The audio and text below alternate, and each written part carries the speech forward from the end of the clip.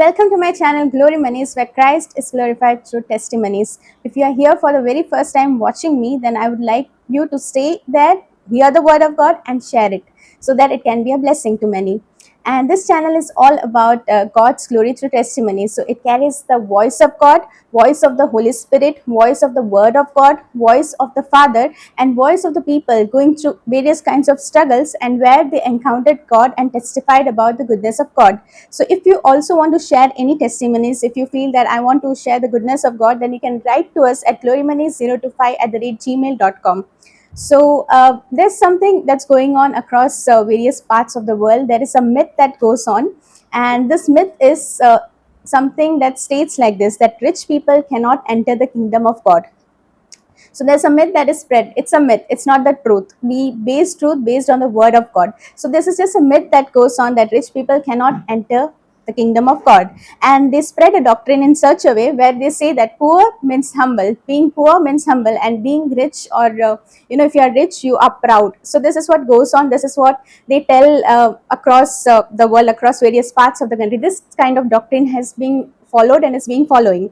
But let us see what the scripture explains. Let us go back to the book of Matthew, chapter 19, and from verse 16. Let us read it, let us understand it, and I pray that the Holy Spirit will guide us. There should not be any adulteration in the word of God, but I pray to the Father in the name of Jesus that God will guide us to understand the right scripture, understand the word of God, which is active, which is living, which is sharper than any two-edged sword.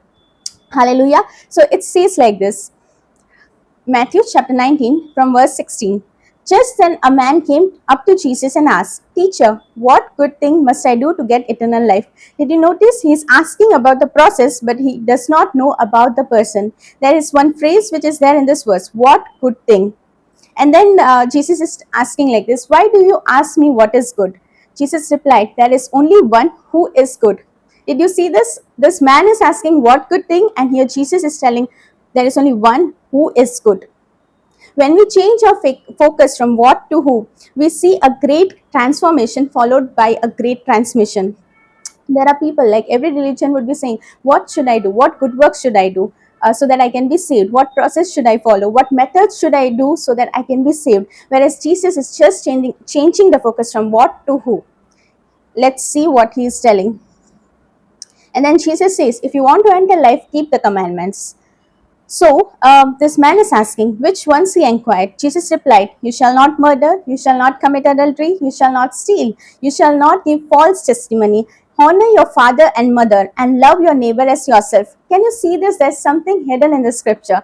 Jesus is so wise, Jesus is so clever, and he's using the scripture. Do you think that Jesus might not know what this man is doing, on how about the character of this man? Obviously he knows that, because Jesus is 100% God and 100% man. But Jesus is just testing him, saying all these things like, okay, you are such a good person, like, are you not murdering, are you not committing adultery, are you not stealing? All these things Jesus is asking. And then this man is telling, all this I have kept. The young man said, but then he's asking, what do I still lack? What do I still lack? He's asking this question, that I've been a good person all the days of my life. I have been a good brother. I have been a good son. I share my money with poor people. I give charity. But what do I still lack? This is what this young man is asking Jesus. And Jesus cleverly said all these commandments, but there is one commandment that he did not mention in this verse. And if you can guess that, you can just write it on the comment section. If you can guess that, there is one important commandment that Jesus is missing here, because all this indicates what this man was doing, but here it doesn't say who he was following. So Jesus is telling this. Jesus answered, if you still want to be perfect, go sell your possessions, give to the poor, you will have treasure in heaven. And then he says, then come follow me. He is answering to that question where Jesus said that who is good except God, and then he says here, follow me. Indirectly Jesus is telling that Jesus is God, so follow me. And then when the young man heard this, he went away sad, because he had great wealth. Then Jesus said to his disciples, truly I tell you, it is hard for someone who is rich to enter the kingdom of heaven. Again I tell you, it is easier for a camel to go through the eye of a needle than for someone who is rich to enter the kingdom of God. Notice here, Jesus is not telling you rich people cannot enter the kingdom of God, only poor people can enter the kingdom of God. But here Jesus is telling it is about the heart condition Jesus wants to emphasize, wherein he is telling that it is difficult for rich people to enter the kingdom of God, but not impossible. So when the disciples heard this, they were greatly astonished and asked, "Who then can be saved?" According to Jewish tradition, wealth is considered as a blessing from God. It is considered as an inheritance from God. It is considered as a gift from God. According to Tanakh, the Hebrew Bible, when we see the prominent figures like Abraham, Jacob, Isaac, Job, and all these people, they were immensely rich. They are depicted as immensely rich because in their lives, blessings can be seen. Wealth was a reward given to them because of their faithfulness and obedience towards the commandment of God. So we can see this here, and that's what happens here. So Jesus looked at them and said, "With man this is impossible, but with God all things are possible." Did you see? Disciples were astonished because wealth is considered as a good gift from God. But then why God is telling that it's difficult for rich people to enter the kingdom of God? So we see here that it's not impossible, but God says it is difficult for them to enter. Hallelujah. So I'll just share a story with you. Once upon a time, there was a Bible scholar who visited the Bible school. And while he was visiting the Bible school, on one hand, he carried a Bible which is very beautiful, decorated very beautifully. And on one hand, he is carrying chains, gold chains. Now he's just passing through the Bible school where he sees two children approaching him. So he asked his children, "What will you choose?" One of the child chose that golden chains that this person was carrying, and the other child was a very poor child.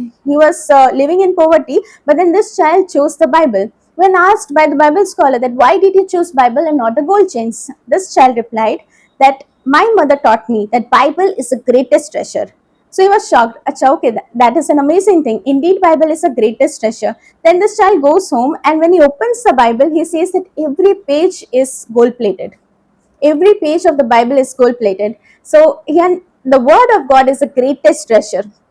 It's about the preeminence. 1 Timothy 6:10 says like this: "For the love of money is the root of all kinds of evil." The Bible never says that money is the root of all evil.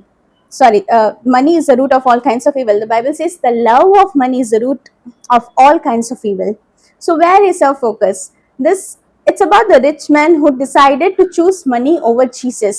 He gave preeminence to money over Jesus. When you do this, money starts controlling you because money is also mammon, which is a spirit of demon. So when money tries to control you, it will lead you to poverty. And it is a curse, not a blessing. But godly money, God blessed money, the wealth that comes from God is indeed a blessing. Hallelujah. So I hope this makes sense. I'll just preach about part 2, but this part is all about rich people can enter the kingdom of God because God sees heart. When God sees heart, if your heart is right, if your heart condition is right, if you're willing to share your wealth with people, and if you're using your wealth for good, then God is definitely pleased with you. I hope this word has encouraged you. This word has blessed you. God bless you.